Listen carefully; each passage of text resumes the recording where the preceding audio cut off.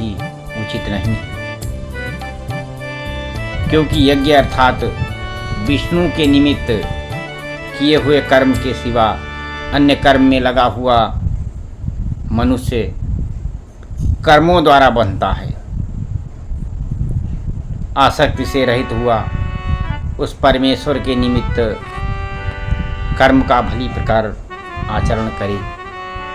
कर्म न करने से मनुष्य पाप को भी प्राप्त होता है, क्योंकि प्रजापति ब्रह्मा ने कल्प के आदि में प्रजा सहित यज्ञ को रचकर कहा कि इस यज्ञ के द्वारा तुम लोग वृद्धि को प्राप्त हो और यह यज्ञ तुम लोगों को इच्छित कामनाओं का देने वाला होगा। तुम लोग इस यज्ञ द्वारा देवताओं की उन्नत करो और देवता लोग तुम लोगों की उन्नत करें। इस प्रकार के आपस में कर्तव्य समझकर उन्नत करते हुए दोनों लोग परम कल्याण को प्राप्त हो। यज्ञ द्वारा बढ़ाए हुए देवता लोग तुम्हारे लिए बिना कुछ मांगे ही भोगों को देंगे।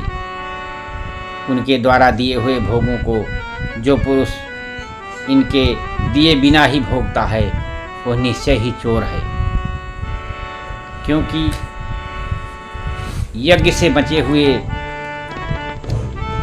शेष अन्न को खाने वाले पुरुष सब पापों से छूटते हैं, और जो पापी लोग केवल अपने शरीर के पोषण के लिए पकाते हैं वो तो पाप का ही खाते हैं, क्योंकि संपूर्ण प्राणी अन्न से उत्पन्न होते हैं। अन्न की उत्पत्ति वृष्टि से होती है और वो वृष्टि जो है यज्ञ से होती है, और वह यज्ञ कर्मों में उत्पन्न होने वाला है। इसलिए उस कर्म को तू वेद से ही उत्पन्न हुआ जान। वेद अविनाशी परमात्मा से उत्पन्न हुआ है। इससे सर्वव्यापी परम अक्षर परमात्मा सदा ही यज्ञ में प्रतिष्ठित है। जो पुरुष इस लोक में इस प्रकार चलाए हुए सृष्टि चक्र के अनुसार नहीं बरतते हैं, अर्थात शास्त्र के अनुसार काम नहीं करते हैं, वह इंद्रियों के सुख को भोगने वाले पापायु पुरुष व्यर्थ ही जीते हैं। जो मनुष्य आत्मा में ही प्रीत वाला है और आत्मा में ही तृप्त है, आत्मा में ही संतुष्ट है, उसके लिए कोई कर्तव्य नहीं है, क्योंकि इस संसार में उस पुरुष का किए जाने में भी कोई प्रयोजन नहीं और ना किए जाने में भी कोई प्रयोजन नहीं है, और इसका संपूर्ण भूतों में कुछ भी स्वार्थ का संबंध भी नहीं है।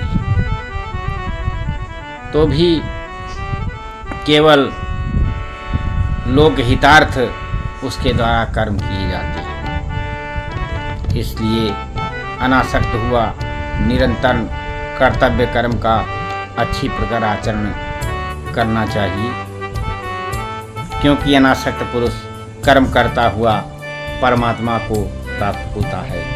इस प्रकार जनकादि ज्ञानी जन भी आसक्ति रहित कर्मयुक्त ही परम सिद्धि को प्राप्त हुए हैं।